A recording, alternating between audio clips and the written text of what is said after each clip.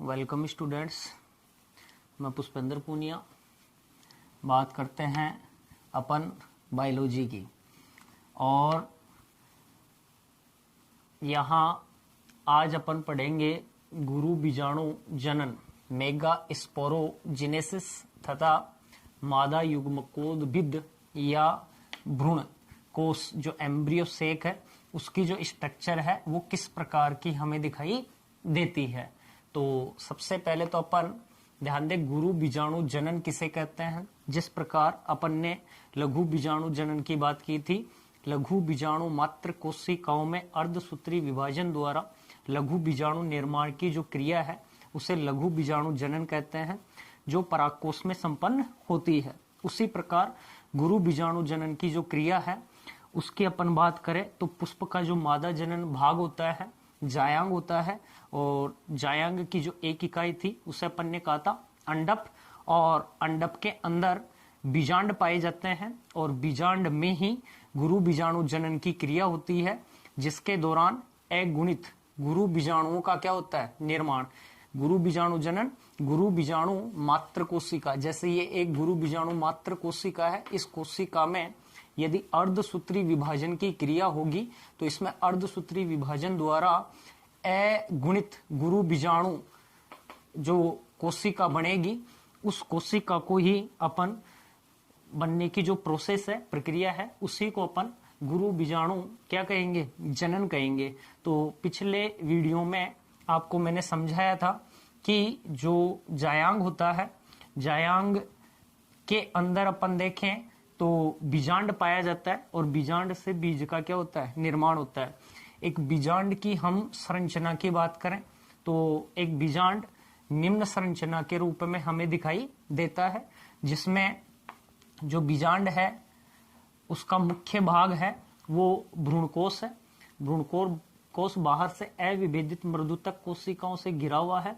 इन कोशिकाओं को न्यूक्लियस या क्या कहते हैं बीजांड काय कहते हैं, और बीजांड काय है उसके बाहर आवरण सुरक्षात्मक आवरण पाया जाता है, जिस जो एकल हो सकता है या दोहरा हो सकता है, जो बाह्य आवरण और अंदर का अंतःध्यावरण कहलाता है।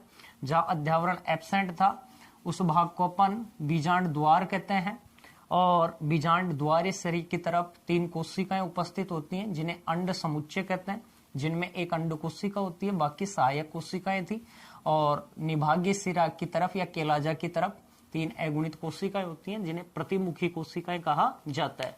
बीच में जो ध्रुवीय केंद्रक होते हैं। तो आज अपन यहाँ बात करने वाले हैं सबसे पहले गुरु बीजाणु जनन की, और फिर पढ़ेंगे मादा युग्मकोद्भिद या भ्रूणकोश की जो डेवलपमेंट है परिवर्धन है वो कैसे होता है। तो ये जो भ्रूणकोश है इस भ्रूणकोश का जो विकास हुआ है वो किस प्रकार से हुआ है।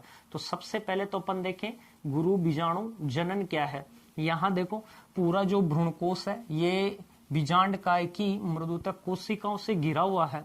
इन जो बीजांड काय का ये पूरा जो आवरण है ये बीजांड काय का है, और बीजांड काय का बाहरी जो स्तर होता है उस बाहरी स्तर को अपन कहते हैं एपिडर्मिस, और अंदर का आवरण कहलाता है हाइपोडर्मिस। तो हाइपोडर्मिस जो स्तर है उसमें से कोई भी एक जो कोशिका है अपने आकार आकृति में क्या कर लेती है वृद्धि कर लेती है, और इसमें कोशिका द्रव्य की मात्रा अधिक आ जाती है। अब ये जो कोशिका है इस कोशिका को अपन कहेंगे आर्किस्पोरियल कोशिका कहेंगे। ये जो आर्किस्पोरियल कोशिका है बाद में ये कोशिका द्विगुणित कोशिका है। इस कोशिका में विभाजन होगा समसूत्री, और विभाजन के दौरान 2 कोशिकाएं बनेंगी। बाहर की तरफ बनने वाली जो कोशिका है उस कोशिका को अपन कहेंगे वित्तीय कोशिका ये या पेराइटल सेल, और अंदर की तरफ जो कोशिका बनेगी उस कोशिका को कहेंगे बीजाणु जनन कोशिका या स्पोरोजिनस सेल।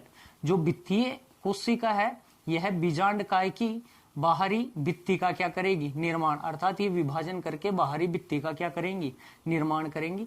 जो बीजाणु जन कोशिका है इस बीजाणु जन कोशिका को अब अपन कहेंगे गुरु बीजाणु मात्र कोशिका, अर्थात जो बीजाणु जन कोशिका है वो बीजाणु जन कोशिका ही गुरु बीजाणु मात्र क्या कहलाएगी कोशिका कहलाएगी।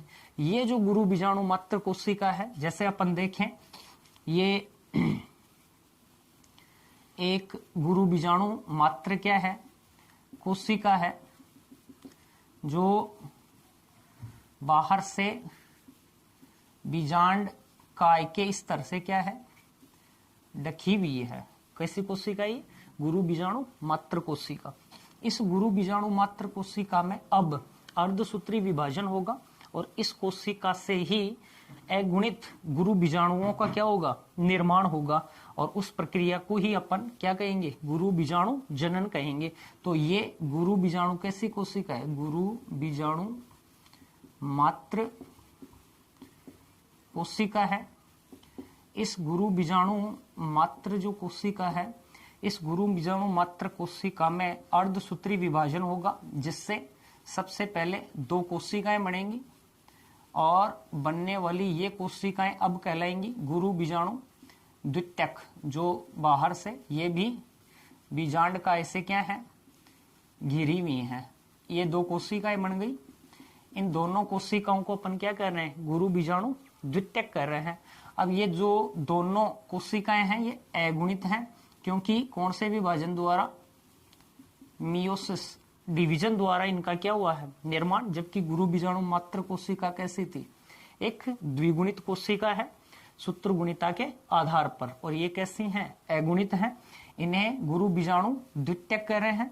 अब दोनों इन कोशिकाओं में भी आगे अर्धसूत्री क्या होगा, विभाजन होगा, जिससे 4 अगुणित कोशिकाओं का क्या हो जाएगा, निर्माण। ये सभी कोशिकाएं एक रेखीय क्रम में व्यवस्थित है और इन्हें कहते हैं अपन रेखीय चतुष्क।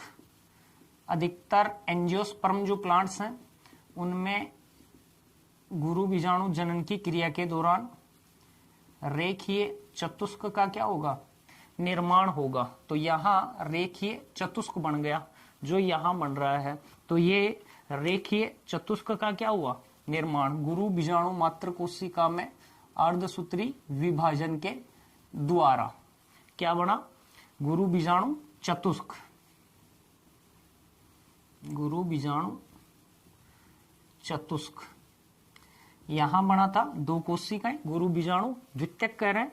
अब चतुष्क में से जो 3 कोशिकाएं बीजांड द्वारीय सिरे की तरफ हैं, देखो ये इधर वाला सिरा अपन दर्शाए, जैसे ये माइक्रोपाइलर एंड को दर्शा रहा है, अर्थात बीजांड द्वारीय किसको दर्शा रहा है, सिरे को दर्शा रहा है। तो बीजांड द्वारीय सिरे की तरफ स्थित जो 3 कोशिकाएं हैं, जैसे ये 1 2 3, ये तीनों कोशिकाएं एक कोशिका को पोषण देने के लिए क्या हो जाती हैं, नष्ट हो जाती हैं। तो ये तीनों कोशिकाएं तो क्या हो जाएंगी, अपासित, जिन्हें अपहासित क्या कह देंगे, गुरु बीजाणु।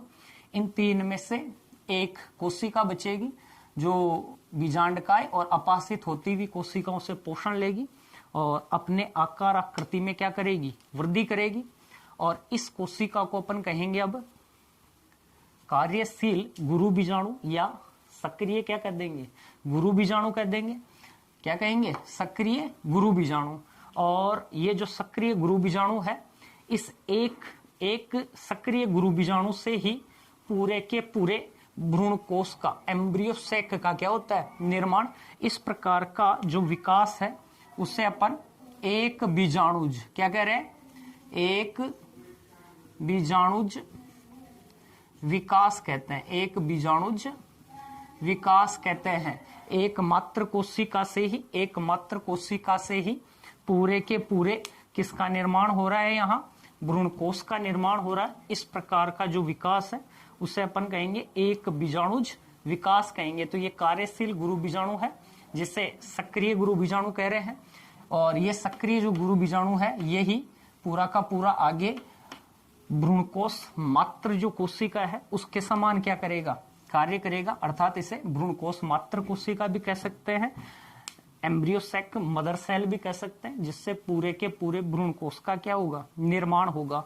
अब धीरे धीरे ये जो कोशिका है भ्रूणकोश मात्र कोशिका बीजांडकाय की कोशिकाओं से पोषण लेगी, अपने आकार आकृति में क्या करेगी, वृद्धि करेगी, बढ़ोतरी होगी और इसमें रिक्तिकाओं की संख्या भी बनेगी। धीरे धीरे धीरे धीरे जैसे जैसे इसका आकार बढ़ेगा, उसके बाद में इस कोशिका में 3 क्रमिक समसूत्री विभाजन होंगे। कितने? 3 क्रमिक समसूत्री विभाजन होंगे, जिनमें फर्स्ट समसूत्री विभाजन होगा, जिसके दौरान इसका जो केंद्रक है वह कितने केंद्रकों में बढ़ जाएगा? 2 केंद्रकों में। तो एक केंद्रक से कितने केंद्रकों का निर्माण हो गया? 2 का।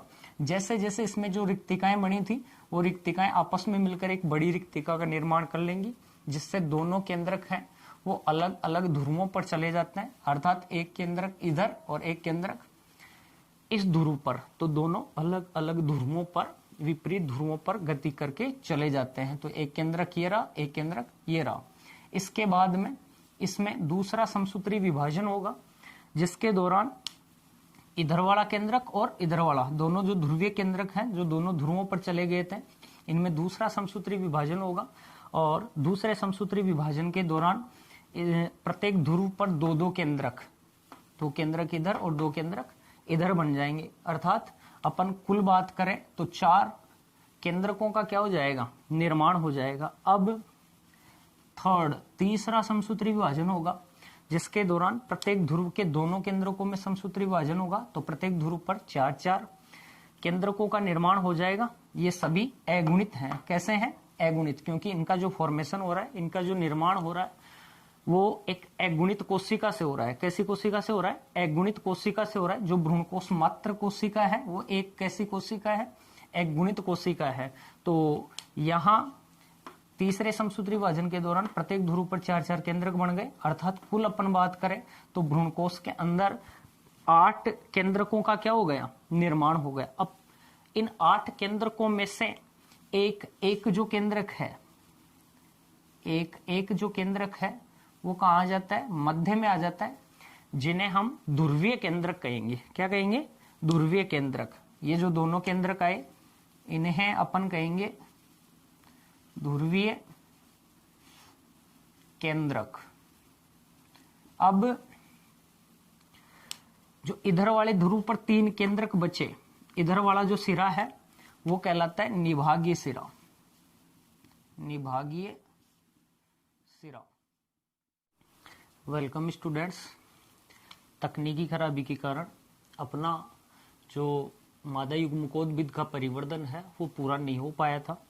यहाँ तक मैंने आपको समझा दिया था। इसको आगे देखें तो जो यहाँ पर ने बात की थी, भ्रूणकोश मात्र जो कोशिका थी, उसमें 3 क्रमिक समसूत्री विभाजन हुए थे, और 3 क्रमिक समसूत्री विभाजन द्वारा इसके केंद्रक में विभाजन होने से प्रत्येक ध्रुव पर 4-4 केंद्रक बन गए थे, जिनमें से एक केंद्रक कहाँ आ गया? मध्य में आ गया, जिससे अपन अब क्या कह रहे थे? ध्रुवीय क्या कह रहे हैं? केंद्रक कह रहे हैं। और यहाँ देखें जो 3 कोशिकाएं शेष रही, कौन से सिरे पर? निभागीय सिरे पर। इन कोशिकाओं को अपन प्रतिमुखी कोशिकाएं या एंटीपोडल सेल्स कह रहे हैं। और जो बीजांड द्वारी सिरे पर 3 कोशिकाएं रही, उन्हें अंड समुच्चय कह रहे हैं। यहाँ देखें अपन अंड समुच्चय में से बीच वाली जो कोशिका है, मध्य वाली जो कोशिका है, 2 अन्य कोशिकाओं से आकार में क्या है? बड़ी है, जिसे अपन अंड कोशिका कह रहे हैं। उसके पास में जो कोशिकाएं हैं उन्हें सहायक कोशिकाएं कह रहे हैं। जो सहायक कोशिकाएं हैं उनसे कुछ तंतुमय समुच्चय निकले हुए हैं, फिलीफॉर्म अपर्चर्स निकले हुए हैं, जो बीजांड काय से पोषण ग्रहण करने का कार्य करते हैं। साथ ही इनके द्वारा कुछ रासायनिक पदार्थ स्त्रावित होते हैं।